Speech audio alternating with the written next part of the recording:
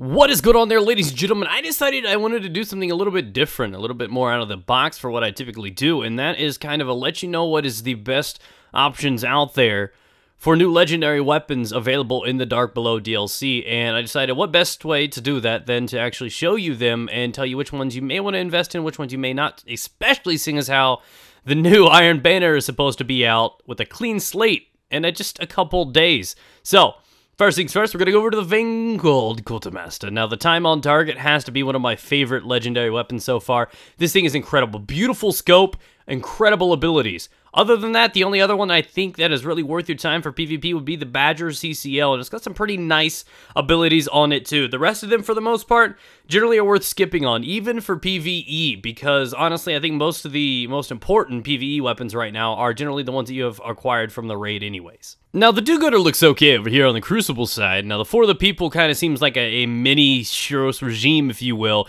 Skip that one. 3 Little Words is not half bad either. It's actually pretty decent with the rate of fire. Beeline Trauma has to be the best new addition, in my opinion. I love it. An incredible rate of fire. I'll have some gameplay up with it here in a minute. Now, this one gets interesting. The TFW PKY 1969, which I'm pretty confident stands for Totally Fine with Penis Kissing You, is an interesting one. The first ability, I don't know how it works, but I tried using it myself, and I didn't see any sort of regenerating ammo. The mulligan plays into the fact that it also has the increased ammo capacity, probably taking it up to 13. So with that being said, the shotgun is the only other one in Crucible, in my honest opinion, worth investing in. So now that I've kind of pointed you in the right direction on towards what guns you may want to look at, the reason I'm doing this is because there are a lot of other options out there now. Now, with a lot of these exotics that were recently buffed, like the Truth for PvP is incredible, Fourth Horseman and other weapons coming into the mix, you may need to have a nice, reliable primary worth using. My personal favorites so far are the ones that I mentioned. The only pulse rifle worth a damn in the Vanguard, and the scout rifle's not half bad either. But this scout rifle that I'm using in this game is incredible. I don't even get to start tapping into its true power with the rate of fire. That thing is just extremely destructive. Has to be my current favorite. The Beeline Trauma has to be my current favorite legendary in the game, like, period. And I wanted to share this with you guys because the Iron Banner is right around the corner. This is something you need to prepare for, and now that these Dark Below weapons are available for you guys to purchase, you can actually get that increased damage and have a few days to build these up because they are quite the dangerous weapons. Not everybody has the chance to restart or reset some of those weapons. Of course, the Regime this first week out and others were available, but this one right here is above many of the others. This one's going to be great for not only Crucible, for Iron Banner as well. So, again, the Beeline Trauma is probably the best one you could pick up. The hand cannon is pretty good, too. It kind of plays out like the Fatebringer would, or the Devil You Know, or something like that. Just kind of an upgraded version of it with the higher damage. But it's an incredible one, too. And again, the mulligan on it makes it a great thing. The enhanced ammo capacity is good, too. The first ability, I don't know if it's just broken, or if I'm not using it right, or what it is. But in almost any situation that I use the gun, it didn't replenish the ammo. So when the Return to Center actually comes into play, or maybe you guys can tell me how, or what I'm doing wrong, that should just make that gun that much more important. I don't know. It could just be a PvE thing. I have no clue.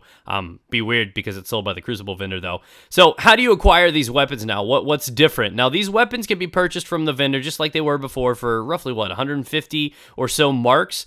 Now, the new thing throw into the mix is the Crucible and Vanguard commendations. They're these little commendation things that you get upon completing a new level or ranking up through your respective Crucible, or even your, I believe they even apply to your, like, Dead Orbit and, you know, so on and so forth and stuff like that, Future War Cult.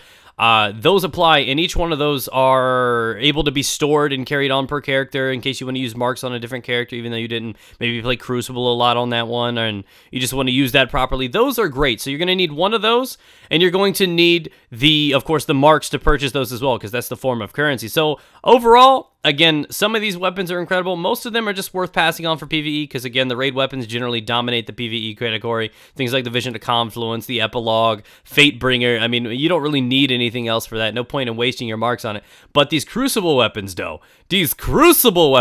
Oh, they're just, oh my God, if I wasn't married. Yeah, I'm saying I'd fuck it, dude. It's amazing. So pick this gun up. It's the one must-have in my opinion. The hand cannon's pretty solid from the Crucible as well. And don't ask me what I was shooting at, okay? Don't mind me, though. So thank you guys for watching. Hopefully you can take into consideration some of these choices that I've given before you. I've used a few of them myself, tampered with them, and have fallen in love with a few of them. So go out there, give it a go. Let me know your feedback, which ones you prefer and like to use. And I will definitely catch you guys on another video coming soon. Enjoy, and I'll see you in the Iron Banner. Oh, no, wait, no, I'm not done yet. I'm not done. You fucking go anywhere. Here we go. Watch this. Look at that rate of fire. That's what I'm talking about. You put Mulligan in the mix, too, and it returns some ammo to the clip. The increased accuracy ability you can put on it, too. The range. Oh, my God. Give me that head. I'm done.